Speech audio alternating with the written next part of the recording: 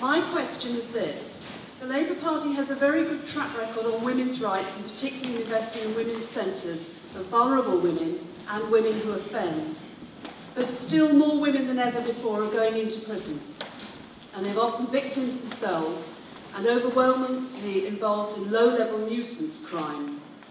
Will you commit to support Baroness Corsten's recommendations for investing in community support specifically for women and to curtail the unnecessary use of prison for women? Yes, we must back the Corsten report. Jean Corsten is a Labour peer. She was former MP for Bristol. She did a fantastic report about women in prison. The huge numbers of women who are in detention because of breaching bail conditions is one of the obvious ways in which the system is breaking down, and we need to address that, because the obvious effects on family, given that women are the primary carers in so many families, is absolutely key. And I think it's a fundamental principle of our society that prison and custody should be a last resort. So there must be an unequivocal yes to Francis's suggestion that unnecessary prison sentences should be absolutely minimised. I've visited Holloway regularly down the years, 23 years as a Member of Parliament, and I visited the mother and baby unit. And the officers do their very best, but the mother and baby unit in Holloway is an extremely sad place, and it's nowhere to bring up your child. 9 out of 10 of women in prison are there for non-violent, non-physical offences. I think the numbers of women that we have stashed in prison is quite wrong. Over 60% of women remanded in custody don't go on to receive a custodial sentence. 55% of all self-harm incidents in prison are committed by women, even though they're only 5% of the total prison population. And furthermore, it is still possible to go into Holloway clean of drugs and come out with a drug habit, such as the regime and such are the problems with the way it is run. So I think I entirely agree with what Jean Corsten is trying to do, which is to have far fewer women in prison, offer alternatives to prison. I think the way in which we manage and support offenders outside of prison is as important as what happens inside.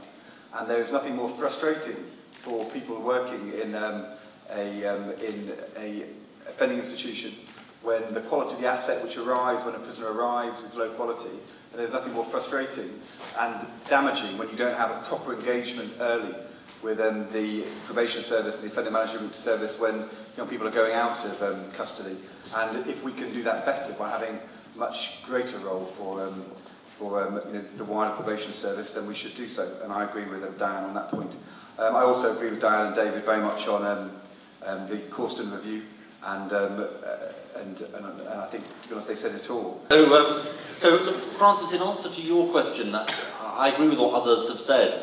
But I think, the government, our last government, will get some stick tonight. I think we should get some credit, actually, for setting up the Corsten review.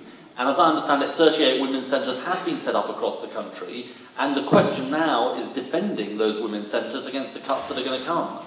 Because that is a really important sort of part one, if you like, of implementing Jean Corsten's recommendations. The second part, as I understand it, is that magistrates and judges, and since I'm in opposition, it's more easier to say this, magistrates and judges still use custodial sentences too often as far as women are concerned. And there is clearly a need for a change in culture to prevent, if you like, the inflow into prison. So I think that is a really important sort of education task that needs to be done about the impact of women going into prison on them and their kids. Well, I could preface everything I say tonight with Andy says, but that would get a bit repetitive, so I'm just going to give you a few thoughts on this.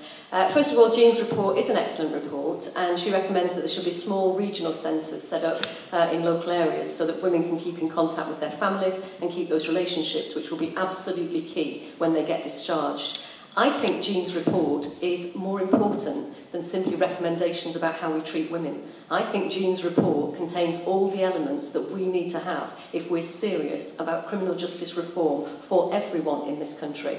Because one of the reasons that women go to prison is about drug addiction, it's around alcohol, it's domestic violence, it's family breakdown, all of those issues. those issues apply in many, many cases for the reasons why young men go to prison. And I think that we should be implementing Jean's recommendations in respect of women, but we should also be looking more seriously about some of the exploration that she's found, which I think have general implications across the criminal justice system.